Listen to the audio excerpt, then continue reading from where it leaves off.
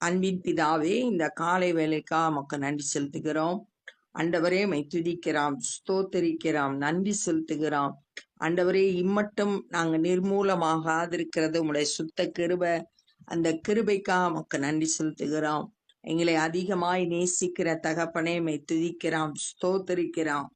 உமக்கு பிரியமானதை செய்ய எனக்கு கற்றுத்தாரும் என்று சொல்லப்பட்டபடி ஆண்டவரே எங்களுக்கு போதித்தருளுங்க. உமக்கு பிரியமானதை செய்ய எங்களுக்கு போதித்தருளுங்க ஆண்டவரே.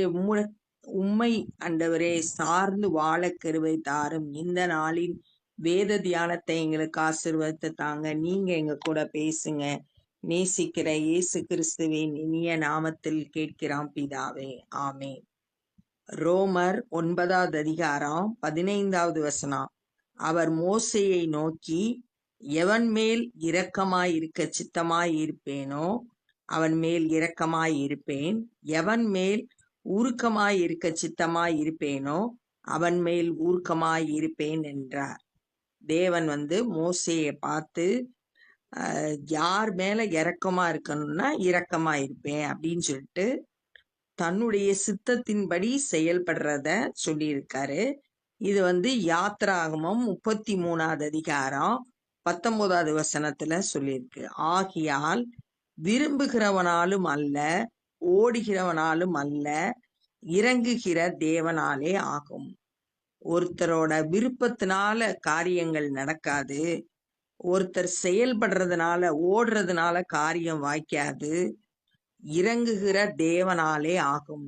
இரக்கம் பாராட்டுகிற தேவனாலதான் எல்லாம் நடக்கும். அப்படி தேவனோட சித்தம்தான் நிறைவேறும் அப்படின்னு சொல்லிட்டு சொல்லப்பட்டிருக்கு. இது முன்னாடி நம்ம 2 எக்ஸாம்பிள் பார்த்தோம். ஆபிரகாமுக்கு நிறைய பிள்ளைகள் இருந்தாலும் ஈசாக்கு தான் வாக்குத்தத்தத்தின்படி பிள்ளை அப்படின்னு பார்த்தோம். அடுத்த எக்ஸாம்பிள் சொல்லியிருந்தாங்க.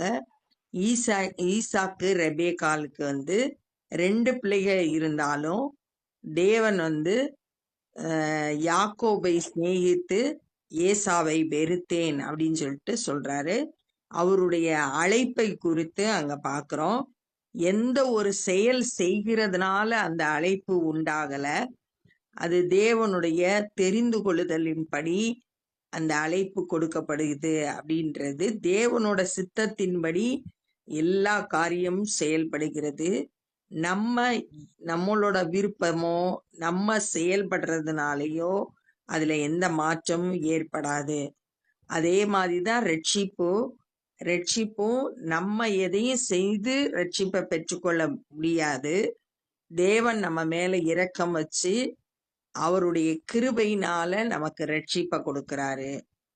மேலும் என்னுடைய வல்லமையை உன்னிடத்தில் காண்பிக்கும்படியாகவும் என்னுடைய நாமம் பூமியில் எங்கும் பிரஸ்தாபமாகும்படியாகவும் உன்னை நிலைநிறுத்தினேன் என்று பார்வோனுடைய சொன்னதாக வேதத்தில் சொல்லி இருக்கிறது. பார்வோன்றது எகிப்து தேசத்து ராஜா. அவன் இஸ்ரவேல் மக்களை அடிமையா வச்சிருந்தான். அப்ப ஆண்டவர் அவனோட பேசுற இந்த வார்த்தைய யாத்ராகமம் 9வது அதிகாரம் 16வது வசனத்துல இந்த வார்த்தைய பாக்குறோம். பார்வோனை ஏன் வச்சிருக்காரு அப்படின்னா, என்னுடைய வல்லமையை உன்னிடத்தில் காண்பிக்கவும்.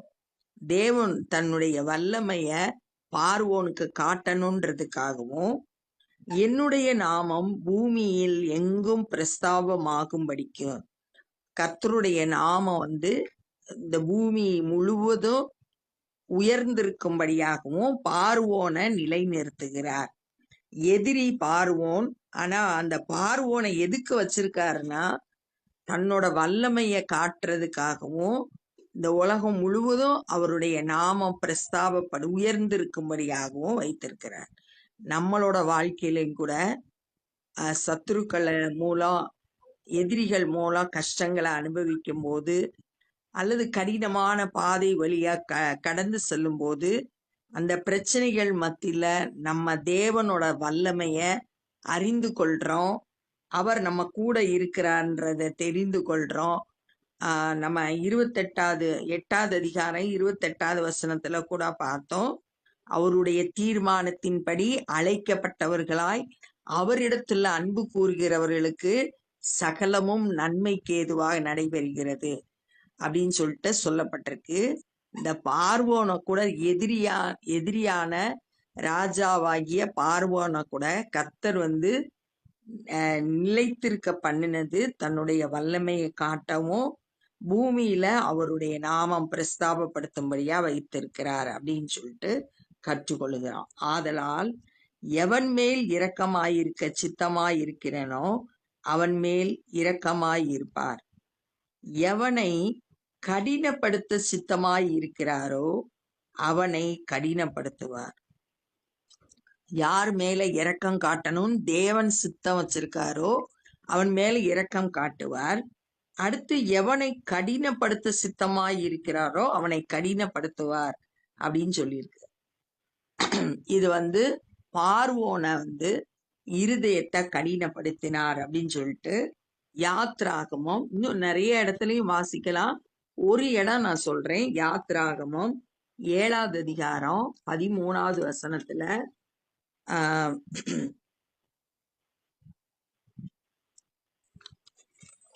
யாத்ராகமம் 7:13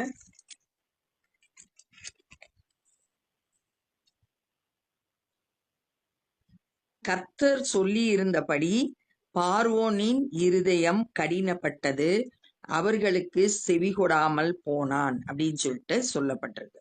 மோசே இஸ்ரவேல் மக்களை ஆராதிக்கும்படியா விடணும் அப்படின்னு சொல்லிட்டு பார்வோன்ட்ட கேட்கும்போது கர்த்தர் சொல்லியபடி பார்வோனோட இருதயம் கடினப்பட்டது, அவன் அந்த வார்த்தைக்கு கீழ்ப்படியாம போயிட்டான் அப்படின்னு சொல்லிட்டு அங்க நம்ம வாசிக்கிறான். அப்ப யார கடினப்படுத்தணும்னு நினைக்கிறாரோ அவருடைய சித்தத்தின்படி அவங்க இருதயம் கடினப்பட்டு போகுது. இப்படியானால் அவர் இன்னும் ஏன் குற்றம் பிடிக்கிறார்? அவர் சித்தத்துக்கு எதிர்த்து நிற்பவன் யார் என்று என்னுடனே சொல்கிறார். ஒரு சிலர் பவுல்கிட்ட சொல்றாங்க, ஏன் ஆண்டவர் அவரோட சித்தத்தின்படி தானே எல்லாத்தையும் செய்யறாரு, அப்புறம் ஏன் குற்றம் கண்டுபிடிக்கிறாரு? அவரோட சித்தத்துக்கு எதிர்த்து நிக்க யாரால முடியும் அப்படின்லாம் கேக்குறீங்க. அப்படியானால் மனுஷனே தேவனோடு எதிர்த்து தர்க்கம் செய்கிறதற்கு நீ யார்? தேவன் பேசுற வார்த்தைக்கு எதிரா நீ மறுபடியும் கேள்வி கேட்கறதுக்கு நீ யார்?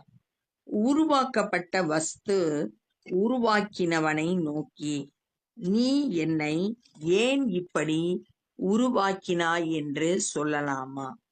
உருவாக்கப்பட்ட ஒரு பொருள் தன்னை உருவாக்குனவனை பார்த்து ஏன் என்னை இப்படி படைச்ச அப்படின்னு சொல்லிட்டு கேட்கலாமா?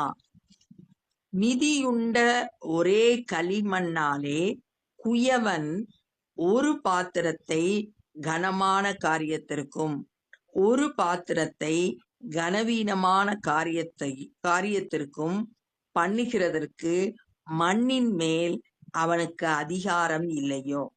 குயவன் ஒரு களிமண்ணை எடுக்கிறான், அத கனமான பாத்திரமா அழகான பாத்திரமா செய்து, உதாரணமா இப்ப ஷோகேஸ்ல உயர்ந்த இடத்துல அழகான பாத்திரமா வைக்கிறதுக்கு அவனுக்கு அதிகாரம் இருக்கு.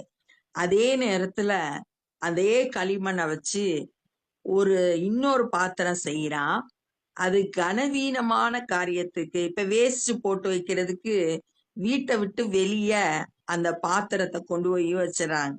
அப்ப அது கனவீனமான பாத்திரமா இருக்கு. அப்படி செய்யறதுக்கு ஒண்ணு கனமான பாத்திரமா, கனமான காரியத்திற்கான பாத்திரமா செய்யலாம், அல்லது கனவீனமான காரியத்துக்கு பாத்திரமா அதை வைக்கலாம். அந்த மண்ணின் மேல அவனுக்கு அதிகாரம் இருக்கு, இந்த குயவனுக்கு. அது போல தேவன் நான் படைத்த ஒவ்வொருவர் மேலும் அவருக்கு அதிகாரம் இருக்கு. ஒரு சிலரை கனத்துக்குரியவர்களாகவும் ஒரு சிலரை கனவீனத்துக்குரியவர்களாகவும் படைக்கிறதுக்கு அவர்கிட்ட அதிகாரம் இருக்கு. நம்ம அதை கேள்வி கேட்கறதுக்கு அதிகாரம் கொடுக்கப்படல. ஏசாயா 29:16 ஏசாயாவும் இத பற்றி சொல்லுகிறது என்னன்னா, ஏசாயா 29:16 நீங்கள் எவ்வளவு மாறுபாடு உள்ளவர்கள்! குயவன் களிமண்ணுக்கு சமானமாக எண்ணப்படலாமோ?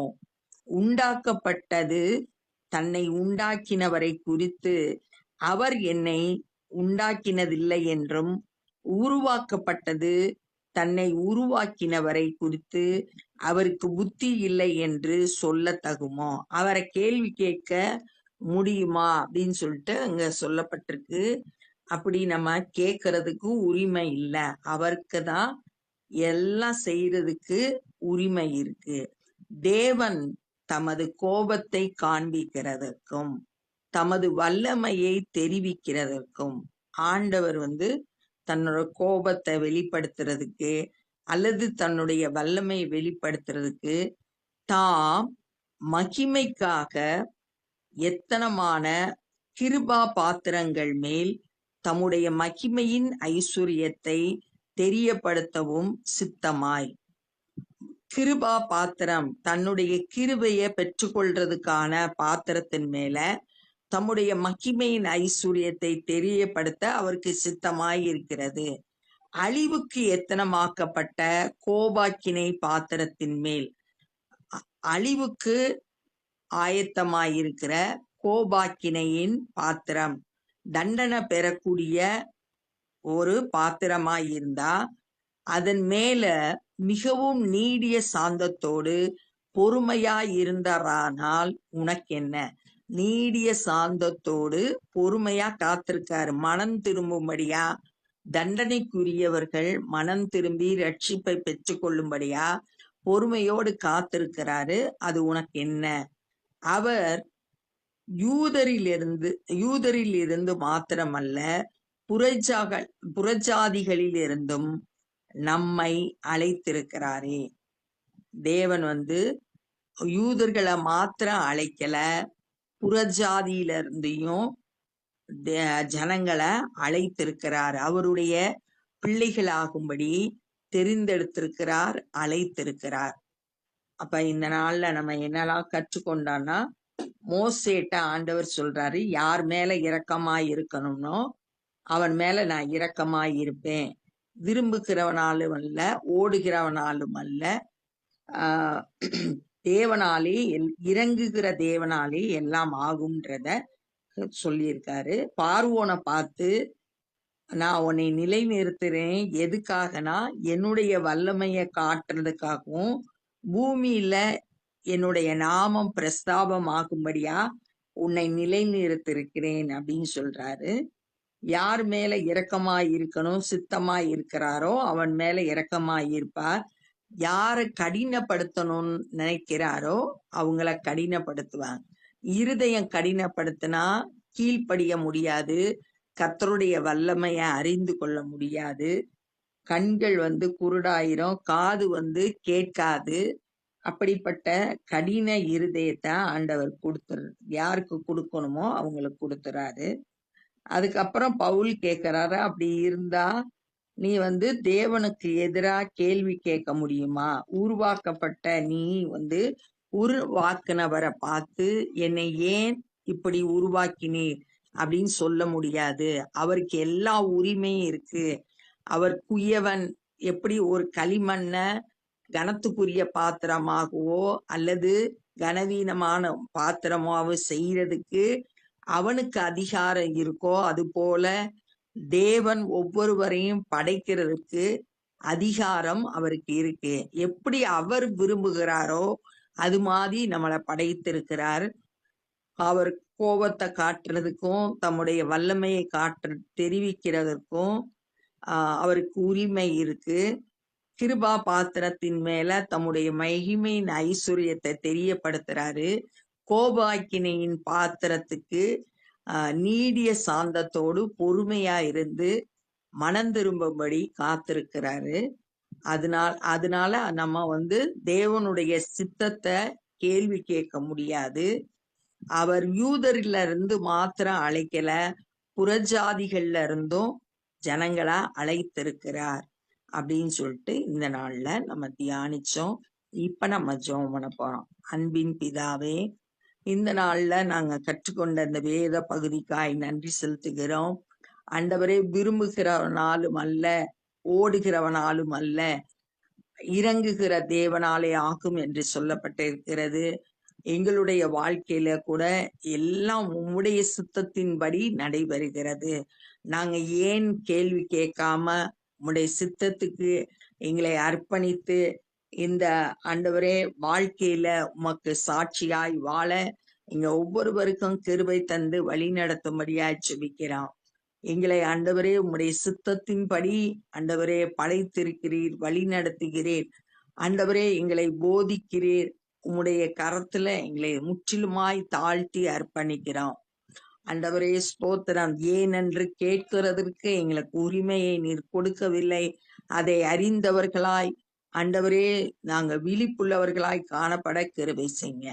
இந்த நாள்ல சுவிசேஷ பணியை செய்கிற ஒவ்வொருவரையும் ஆசீர்வதிங்க. அநேகரை கிறிஸ்துவண்டை வழி நடத்த கிருபை தாரும். நாங்களும் மற்றவர்களுக்கு உம்முடைய அன்பை சொல்ல பலன், கிருபை, ஞானம் தந்து வழி நடத்துங்க. எல்லா துதி கன மகிமையும் உமக்கே செலுத்துகிறோம். நேசிக்கிற இயேசு கிறிஸ்துவின் இனிய நாமத்தில் கேட்கிறோம் பிதாவே, ஆமென்.